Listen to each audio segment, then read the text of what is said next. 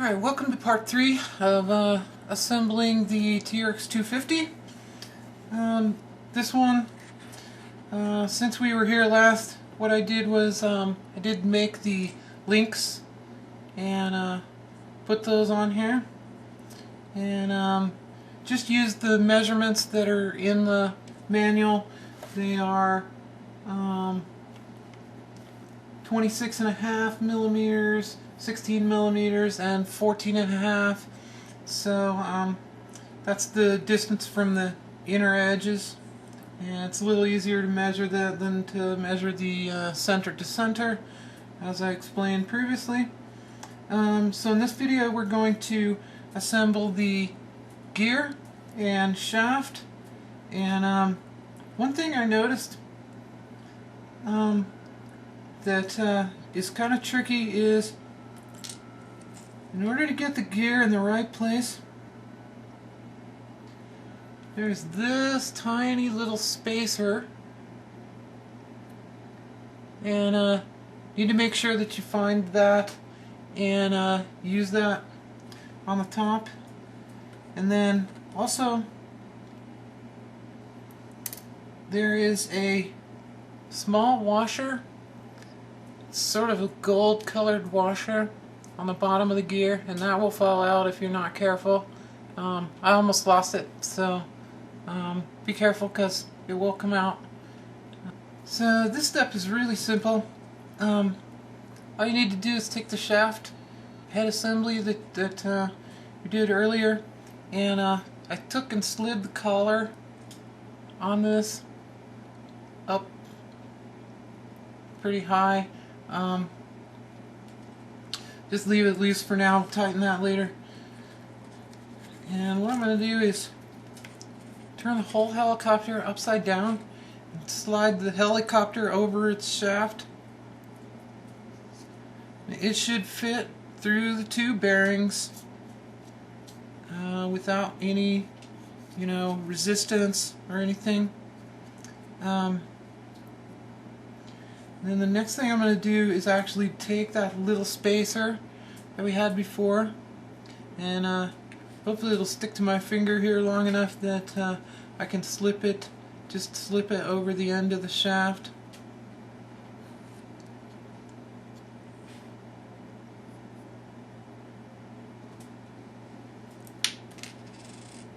Oops. Be careful, it gets away from you. And next step is to just take this gear, pull the shaft up just a little bit,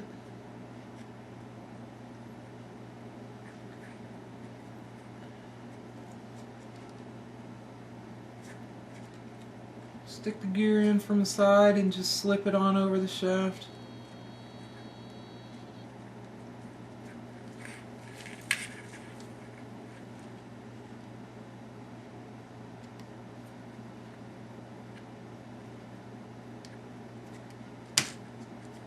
Okay.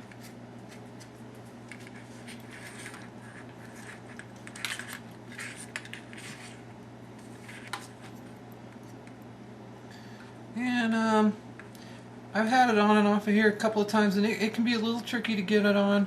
Don't force it or anything. Just kind of wiggle it around a little bit and it'll go on there.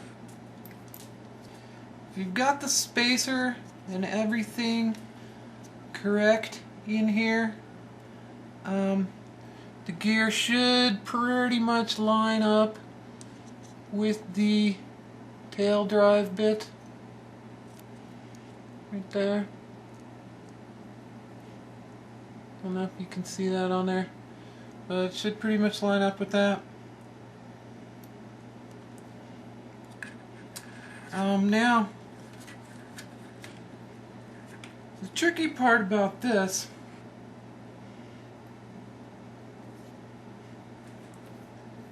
is you gotta get the little screw into the bottom here, and you gotta use the tiny little tool to do that.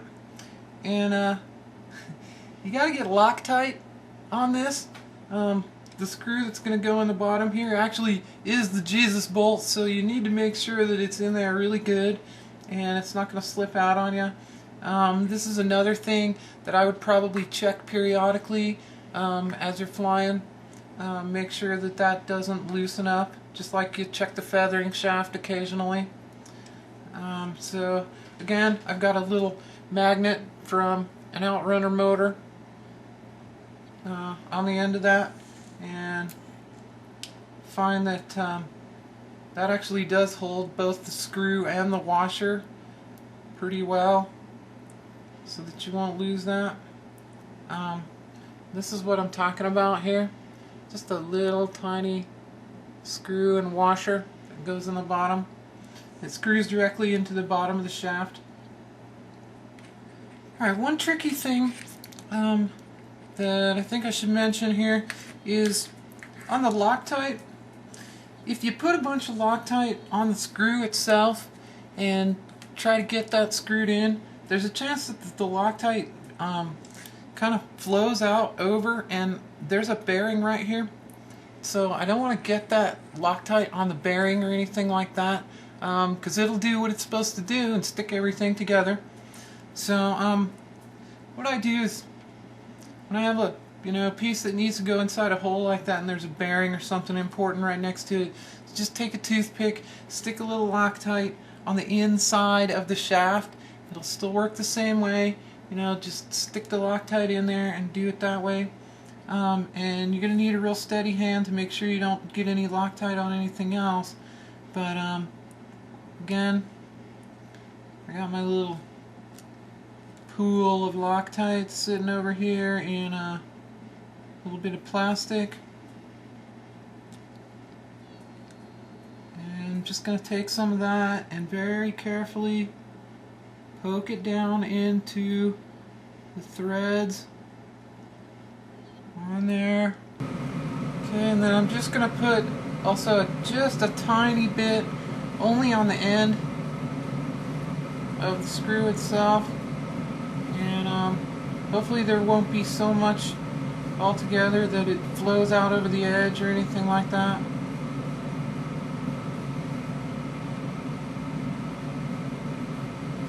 But you want to make sure you have enough that your heli's not going to fly apart on you. Just carefully insert that screw down in there, just like that.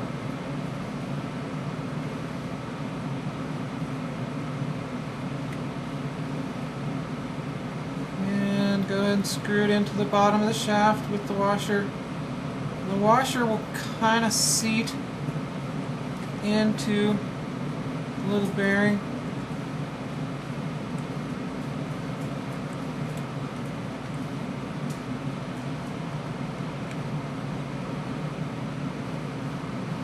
Okay, and that should be the last time you ever have to do that.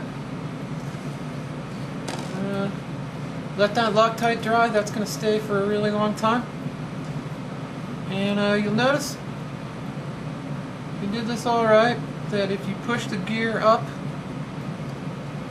it'll move up and down a little bit, but push it up and it should be meshed up with the tail drive gear. And just check to make sure it's not binding or anything like that. So it should turn real nice. Alright, the last step to securing the main shaft is to remove the little grub screw from the collar, retaining collar from the top. I'm going to put a little bit of Loctite on that as well. Again, not too much, just enough to make it work. And then I'm going to pull upward on the main shaft. Don't do it really hard, but just pull upward enough to get this everything seated correctly. And then as I start threading in the grub screw, I'm holding upward on the top of the head and I'm pushing downward a little bit on the collar.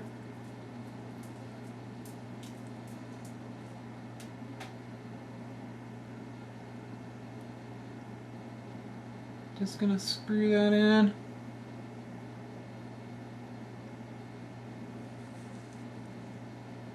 Until that's pretty tight also. Okay.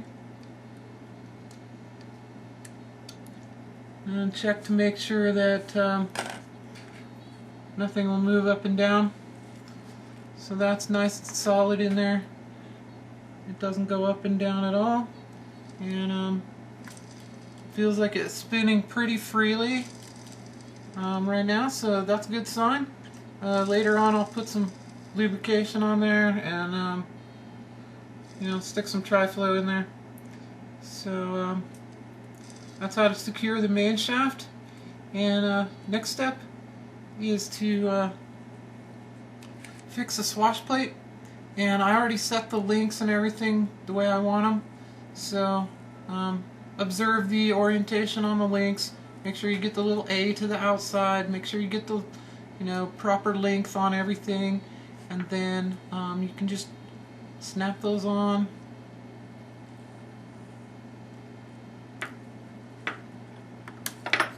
Okay, there's that one.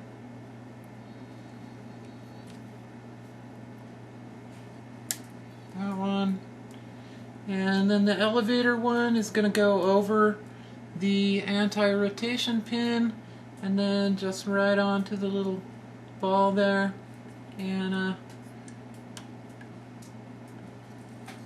one of these times I'm going to break my nails doing this, but I don't have a tool that I feel comfortable using with this, so I'm just going to kind of put it on my hand. Next up is to mount the anti-rotation bracket, and that's why I feel it's kind of handy to do the swash plate before you do this part, because you can just slip this part into the frame this way and over the pin where it belongs. Okay, line up the holes. Should be pretty easy to see that when it's lined up.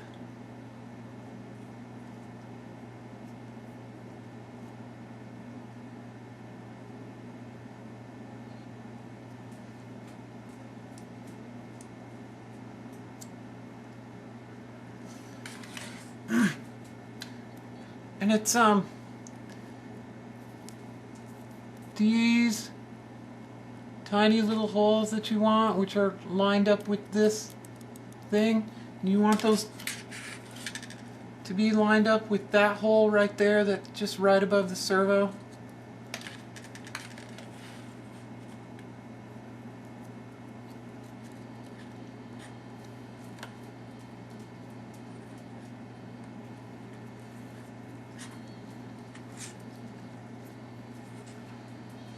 Okay.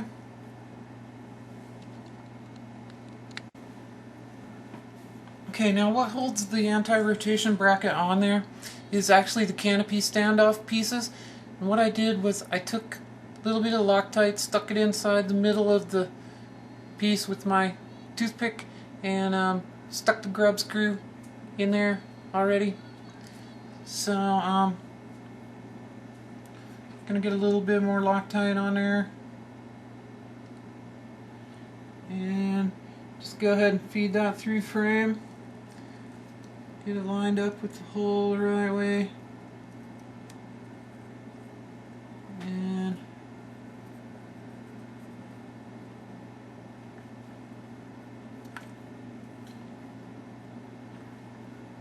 go ahead and screw those on.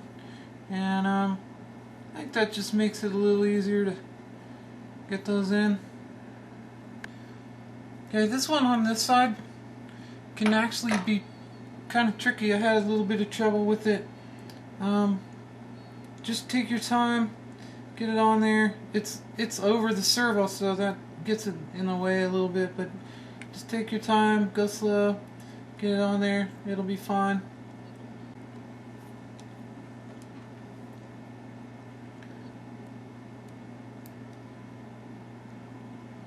Alright, the last thing I'm going to do for this video is, now I already prepared the motor, and all you need to do is just kind of glue the pinion on there.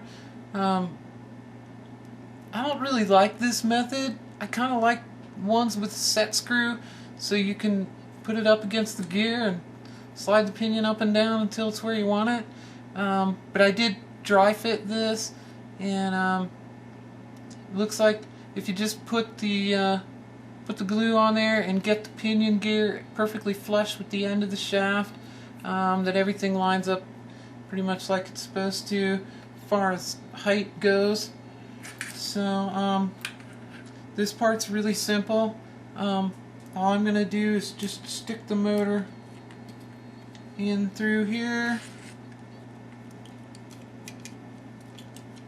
There's plenty of room, and you just slide the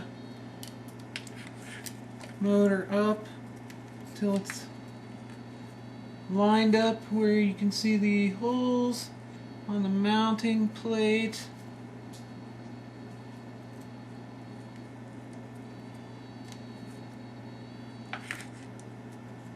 Okay.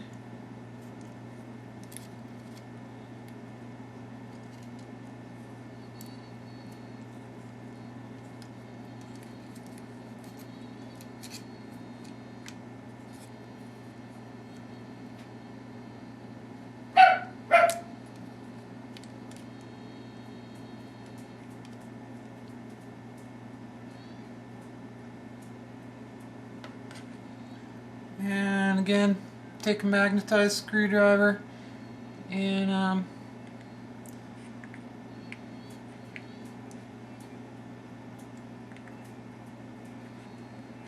pretty easy to just go down here near the side here and get that screw hole.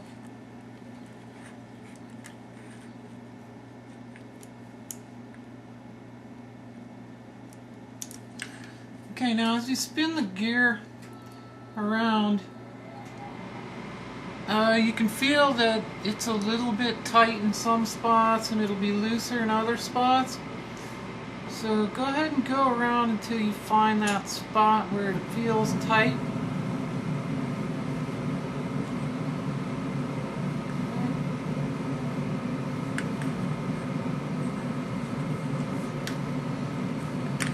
And for mine, it was right there.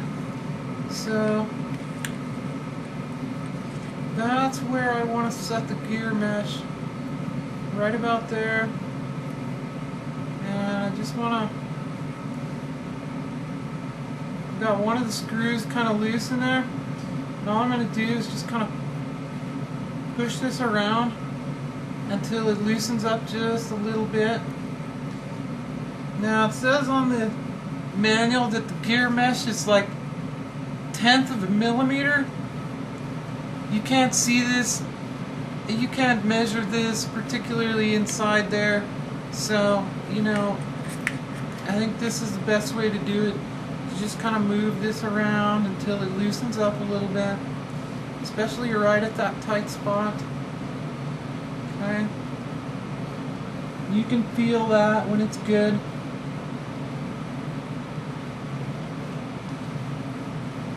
When you've got that point, just go ahead and tighten down the screws.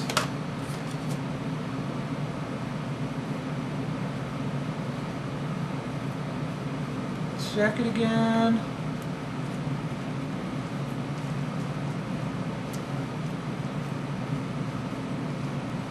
Feels a little bit tight. Might actually back that off a little bit. But the point is, you're not going to be able to do this by measuring 1/10 of a millimeter. That's ridiculous. I don't know how they expect you to do that. I don't even know why they mention it. You're just going to put this up, get it tight but not too tight. I would imagine that you could probably thread a piece of paper through there, you know, do the paper trick, but I think that the tolerance of the pinion mesh here is actually a lot tighter than it needs to be on a 450 or something like that. So the little paper trick probably wouldn't work either. Maybe if you did some tissue paper or something like that. But get as close as you can. And Go ahead and tighten everything down.